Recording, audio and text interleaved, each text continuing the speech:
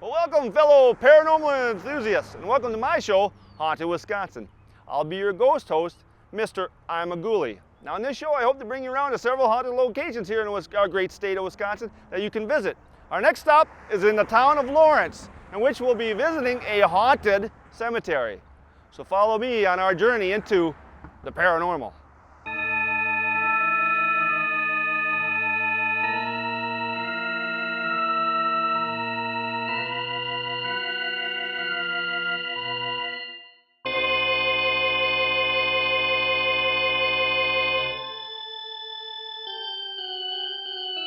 All right, here we are at our haunted location, Lawerence Cemetery, which was established in 1858. It is located, of course, in the town of Lawerence, just on the outskirts of Green Bay. Now, this is a very small town. It's only 16 mile by 16 miles square and has a population of 1,548. It was named after a man by the name of Amos Adams Lawerence, who was a successful entrepreneur out of the New York area. Now, he would obtain this tribal land from the Menominees due to a loan he had given equaling over $4,000. He also had some land in Appleton, in which he donated to the Lawerence University. Now, he had several properties and monies that he had donated to universities and colleges throughout the nation because he did believe in higher education. But we're going to go into this one, so follow me into this haunted locations where I can tell you a little bit about graveyards, where they started, where they are today, as well as some folklore, and also about the happenings, or haunted happenings, that happen here at Lawerence. Follow me.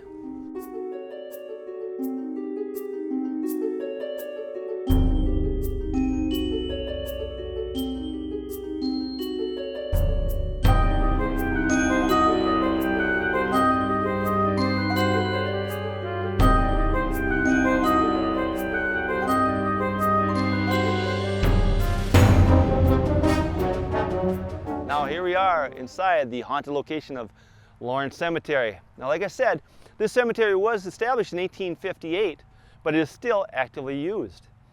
Now, even though it is beautifully manicured and well taken care of, unfortunately some of the tombstones have been covered over by the grass and earth. Now, I'm going to tell you a little bit of the history of graveyards, how they started and where they are today as garden cemeteries. The first ones, actually, the graveyards, you call them graveyards, were attached to local parishes and churches in cities and towns across America, and according to your social status would dictate where your burial plot would be destined. Now, the east plots were the most desired, and those were usually reserved for the very wealthy, and they guaranteed you the best view of the rising sun come the day of judgment. The south plots were left for the common people, and the north plots were deemed the devil's domain. Now, these were left usually reserved for criminals, drifters, stillborns, illegitimates, and the occasional suicide.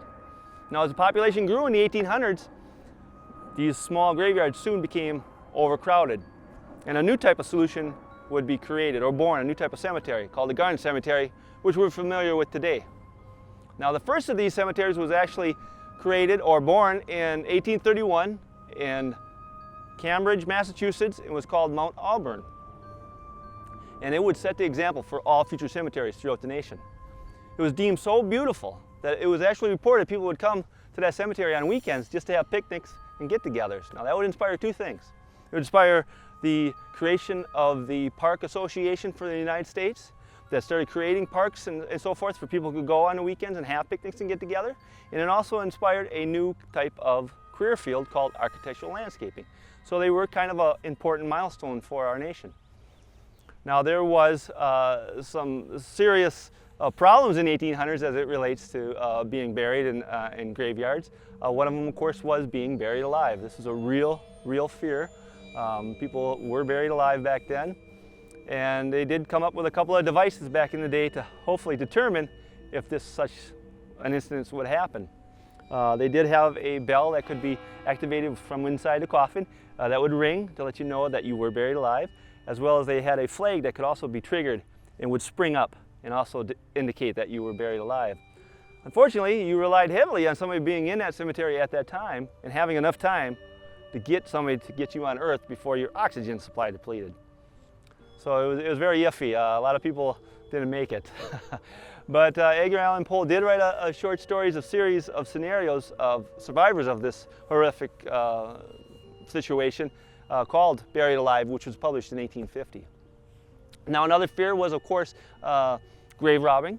It was a real fear back then.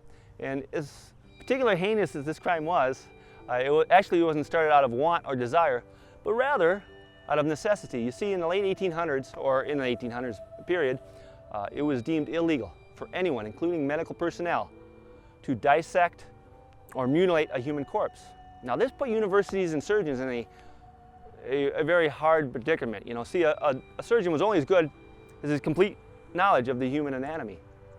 So what happened is these universities and doctors actually began employing people to go to their local cemetery to retrieve the freshest corpses. Well, while doing this, these men that were often recruited would come across an interesting discovery. They would discover that a lot of people were actually buried with a lot of valuable items, everything from jewelry, of course, rings, gold rings, to necklaces and gold rimmed glasses, as well as gold fillings. And they could make additional money selling this on the black market. Now eventually, of course, during the law changes and that kind of thing, this service was no longer rendered, and that would actually cease to exist. But these men actually became quite sophisticated with this. They ended up making deals a lot of times with the caretakers of these cemeteries, at which time for a portion of the take, the caretakers would notify the grave robbers of the next burial to be scheduled, and would leave that site unearthed except for a couple of inches of ceremonial soil. So it was quite sophisticated for quite some time.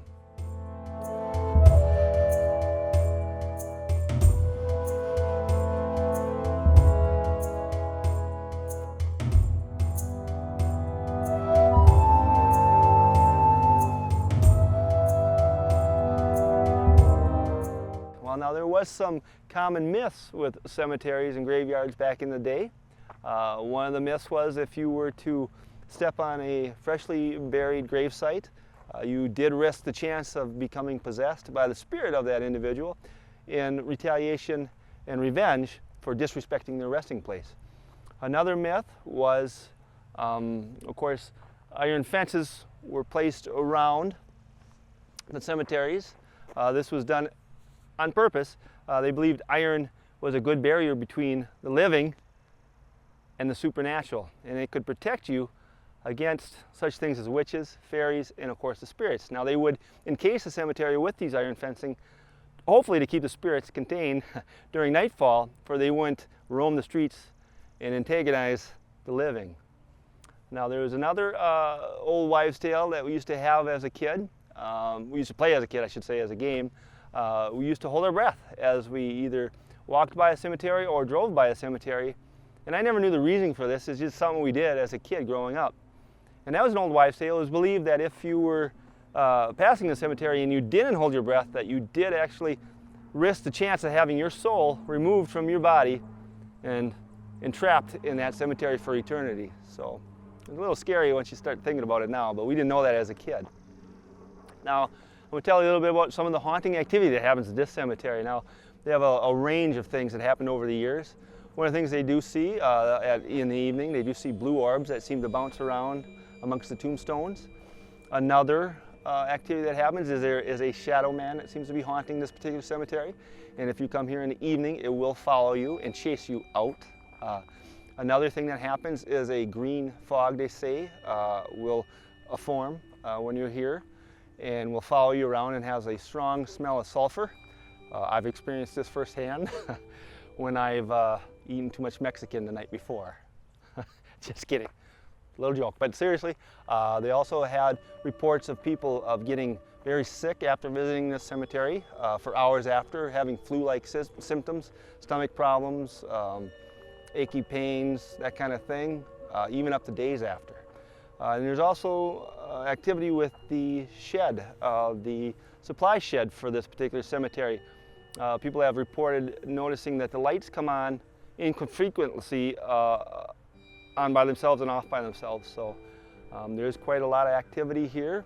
If you do decide to visit Lawerence Cemetery, please show the utmost respect. If you do come in the evening hours, which I don't recommend, but if you are curious and a ghost hunter, it's against the law for one thing, and it is trespassing, but if you do, and I know you know this already, please do show the most respect.